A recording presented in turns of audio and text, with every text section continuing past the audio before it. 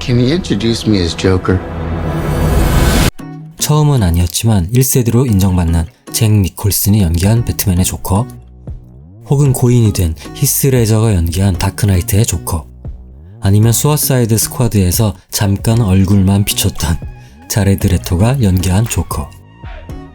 여러분들은 어떤 조커를 더 좋아하시나요?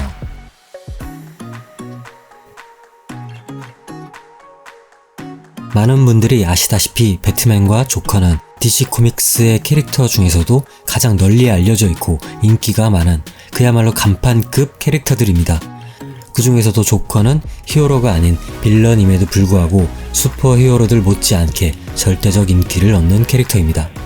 그리고 이 캐릭터 최초의 단독 영화가 곧 개봉될 예정입니다. 개인적으로 토드 필립스 감독과 와킨 피닉스의 조합이 1도 상상이 안 되는지라 정말 궁금해지는 작품이고요. 거기에다 베니스 영화제 최고상인 황금 사자상까지 받았다는 소식이 더욱더 기대를 커지게 하고 있습니다. 하지만 일각에서는 조커가 폭력 범죄를 정당화할 수 있는 내용을 담고 있다고 우려를 표하고 있습니다. 이것은 아마도 조커의 입장에서 바라본 세상, 연약한 사람에서 악으로 변모해가는 조커의 기원을 다룬 작품의 내용 때문에 불거진 논란거리라고 저는 보고 있습니다. 그리고 연기력이 얼마나 좋았고 사실적이었으면 그랬을까도 싶고요. 솔직히 더욱더 저는 궁금해졌습니다. 논란이 되면 사람의 심리가 좀 그렇게 되죠. 1989년 팀버튼의 조커는 당시 좋은 평은 듣지 못했습니다. 사람들의 기존의 기대와는 많이 달랐고 사고에 따른 비극과 어두움도 갖고 있었지만 캐릭터에 대한 설명력이 부족했고 캐릭터의 깊이 또한 많이 부족했습니다. 조커를 연기했던 잭 니콜슨은 뻐꾸기 둥지위로 날아간 새로 오스카 남우상을 수상했던 연기력만큼은 이미 검증된 노련한 배우였지만 조커의 이미지는 늙고 우스꽝스러운 이미지로 비춰지면서 배우의 연기마저도 빛이 바랜 결과를 나타냈었죠. 팀버튼의 분위기만 남았던 작품이자 배트맨을 주류 영화계로 끌어낸 작품이란 타이틀 외에는 크게 남은 게 없었습니다. 이후 펭귄맨이나 포이즌 아이비, 리들러 등등 배트맨에 대적하는 여러 빌런들이 나왔지만 현재는 거의 모두 잊혀진 캐릭터가 되었죠.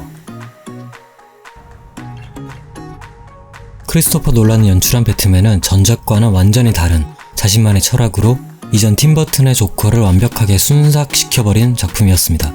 그리고 조커라는 존재가 만화 속 인물이라는 걸 배트맨과 함께 근본적으로 넘어선 작품이었고요. 조커 역을 맡았던 히스 레저는 당시 완벽한 연기를 펼치며 오스카 남우주연상을 수상하는 등 최고의 찬사를 받았습니다.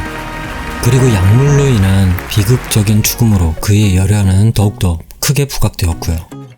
히스 레저에 관한 다큐멘터리인 Too Young to Die를 보면 그가 조커라는 캐릭터에게 얼마나 심취했었는지를 간접적으로나마 알 수 있습니다. 영화의 대본과 관련된 모든 코믹스를 읽으며 자신의 목소리도 실험하고 참고할 만한 다른 여러 작품들도 함께 연구했습니다. 그는 예전 작품이었던 브로크백 마운틴에서 이미 자신의 연기를 몇 단계 올린 상태였지만 다크나이트는 그것을 더 넘어선 헌신적인 연기를 선보이게 됩니다. 조잡하고도 거친 메이크업을 하고 예측이 불가능한 복잡한 심리와 배트맨 이외에도 인질들에게 도덕적인 딜레마를 던지는 조커는 결국 영화에서 가장 큰 인물이 되었습니다. 사실상 다크나이트는 조커의 영화입니다. You complete me.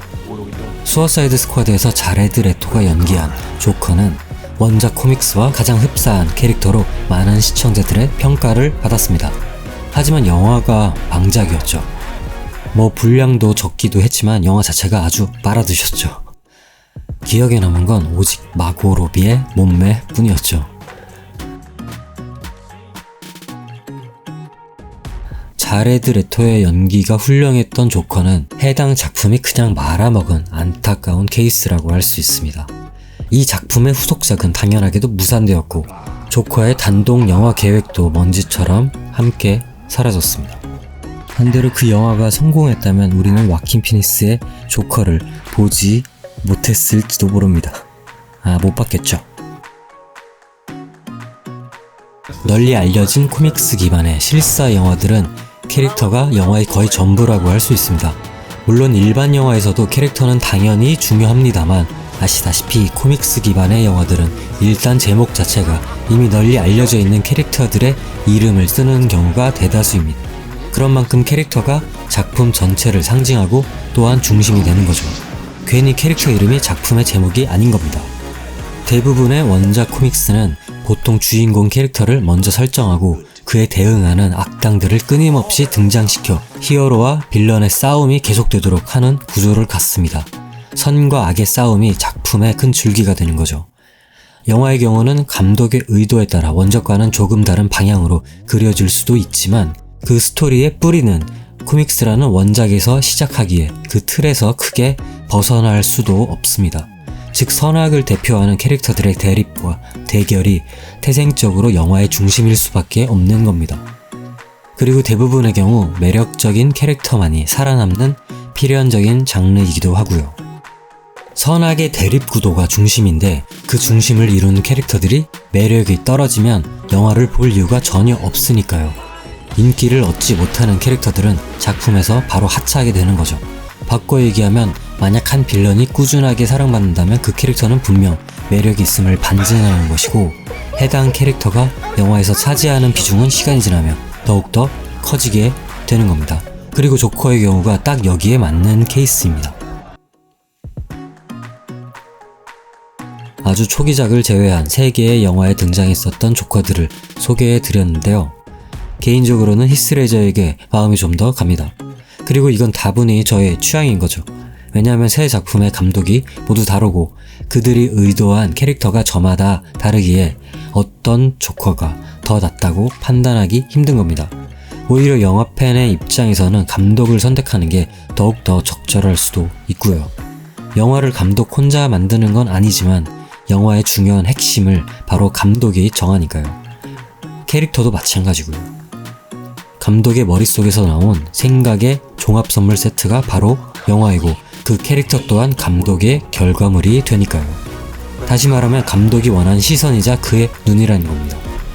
만약 어떤 캐릭터가 마음에 들었다면 훌륭한 연출과 배우의 연기력 그리고 스토리텔링이 잘 조화롭게 만들어진 결과라고도 할 수 있겠습니다. 아직 보지는 못했지만 여러 호평들을 보면 와킨 피닉스는 감독이 의도한 대로 연기를 해줬다고 생각합니다. 혹은 그 이상이겠죠. 정말 빨리 보고 싶습니다.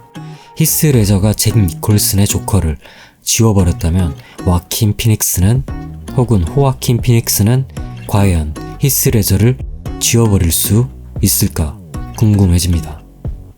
재미있게 보셨다면 구독 및 좋아요 부탁드립니다. 감사합니다.